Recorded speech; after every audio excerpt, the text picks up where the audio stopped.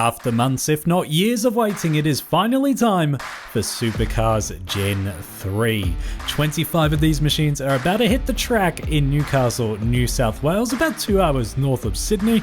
And that means that it's time to welcome you to my first round preview here on the channel. Let's kick things off with a look at the circuit they're going to be racing on this weekend. It's a 14-corner anti-clockwise street circuit that is a relatively new addition to the Supercars schedule, but has certainly garnered a reputation in just a few short years.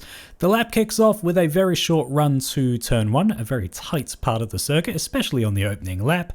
And then the drivers fire up Watch Street all the way up to turn 2, which is one of the prime overtaking opportunities on the layout. Then the iconic part of the track, at least for me, you've got apartments on the left, the beach on the right, crowd all the way down the cliffside. This part of the circuit is just magical to watch on TV. But then things get serious again. You've got an almost staircase section here of 90-degree corners. Reminds me very much of Adelaide.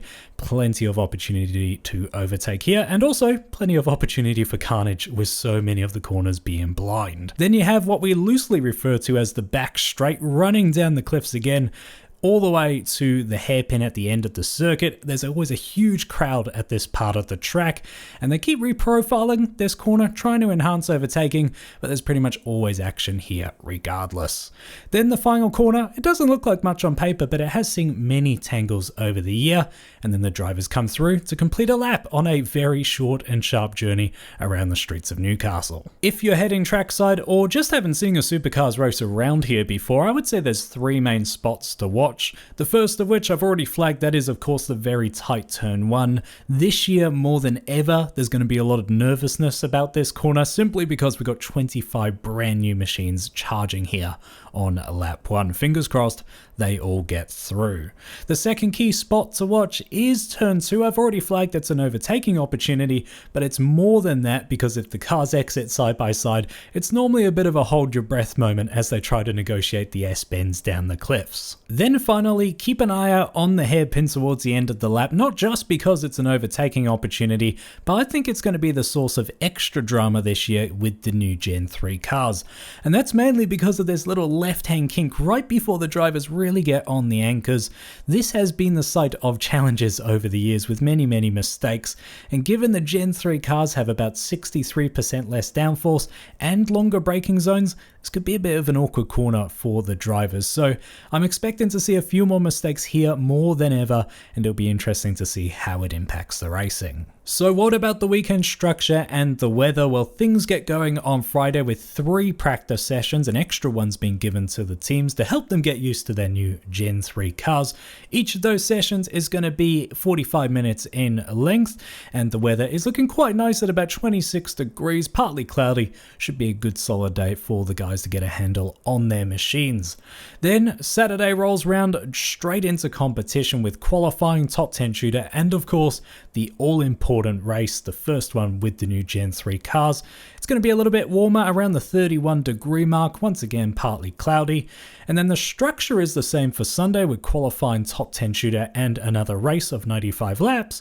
But the weather could be a curveball here. At the time of recording, which I should stress is a Tuesday evening, it is forecast for scattered thunderstorms. So they might impact the racing, they might not, and the temperature's looking about the 27-degree mark. So obviously the brand new cars are the center of attention this weekend, but there's plenty of other headlines as well. The first one is of course parity. Okay, jokes aside, I have actually made a conscious decision not to get too much into the parity discussion here on this channel, simply because comments on this subject on social media can get so toxic. But what I will say is I think parity is a huge and important part of this sport, so I just really hope that now that we're going racing properly for the first time, that the cars are nice and close and we see some amazing racing between the 2 brands. And that brings us to the next storyline, which is of course, will the new Gen 3 regs deliver? If they do what they're meant to, we're hopefully going to see closer racing, more aggressive racing, the opportunity for underdogs to take down the giants, and hopefully just all more round excitement.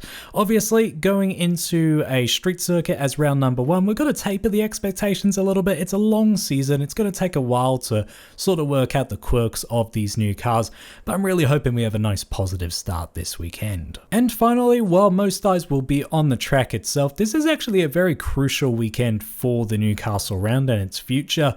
The contract is sort of coming towards the end now. It is up for renewal, and I understand the key stakeholders are going to be looking at the economic impact of this weekend and also the community feedback as well to determine its future. I, for one, love a good street circuit. I know they have their challenges. I know they can be hard to overtake on. I know they cause carnage, but I think they are something pretty special. It's an opportunity to showcase some of the beautiful parts of Australia.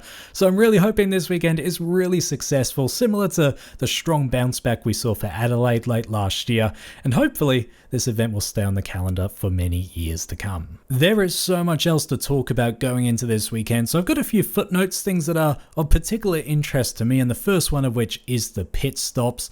A lot of attention is going to be on the quality of the racing and the drivers handling their new machines, but the teams have their handful in the pits as well, because there's a new fueling system in play this weekend, there's a new air spike location on the car.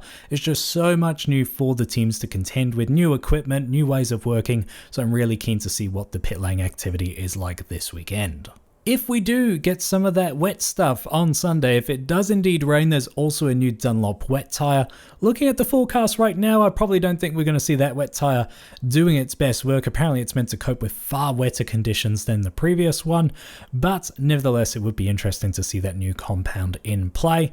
And this last one here, I'm not sure if this is actually confirmed, but at the end of last year in Adelaide, they were trialling some helmet cameras, particularly on Cam Waters. I absolutely love those things. They hinted that they would be used more widely in Gen 3, so I'm hoping that we see a whole lot more helmet cam this weekend. But let's start wrapping this preview up with some predictions from my side. Now, these are just a bit of fun, especially going into the brand new era. I could pretty much pluck anything out of the sky right now and it would have just as much chance of happening or not. But I'm going to take a crack at it, and I'm going to start with my first prediction that Triple Eight and Dick Johnson Racing show signs of having a slight head start on the other teams. Now I say this not in terms of a technical advantage, but purely because they have been the homologation teams that have designed these things from the start. So you would think there's a bit more knowledge there that they might be able to use going into the first round of competition. My second prediction is that Cam Waters will assert himself as an early championship contender. I'm not saying he's going to dominate the weekend, I'm just feeling like he's going to get really strong results on both the Saturday and the Sunday. And honestly, my view is that Cam Waters could really challenge for the championship this year. I'm a Chevy fan, but I have admired the way Cam Waters was being hot on the heels of Triple Eight in recent years, and I think with Gen 3, it's an opportunity for him to really fight even harder, and I think we're going to see something pretty special from him this year, so we'll see if that starts off well this weekend. My final prediction is unfortunately not the most positive, and that's that at least one car won't start the race on Sunday due to damage taken on the Saturday or just a lack of spares for the vehicle. The spares challenge is always a factor whenever there's a big refresh in the rules for a racing series. NASCAR had it just last year with their new regs, and I think parts are still a little bit thin on the ground for the Supercars teams as well.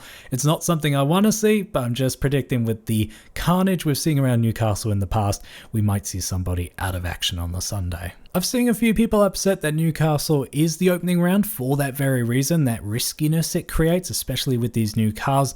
For me, I don't think it's the worst decision in the world. Obviously, the event's been on ice for a few years after COVID. They want to bring it back in a big way, and we've started many seasons in Adelaide for a long time now, and that place is arguably even more of a car killer.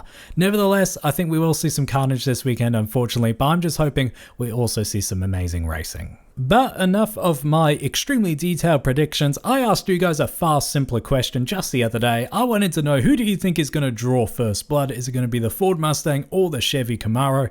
And we had 61% say the Chevy, with only 39 going the Mustang.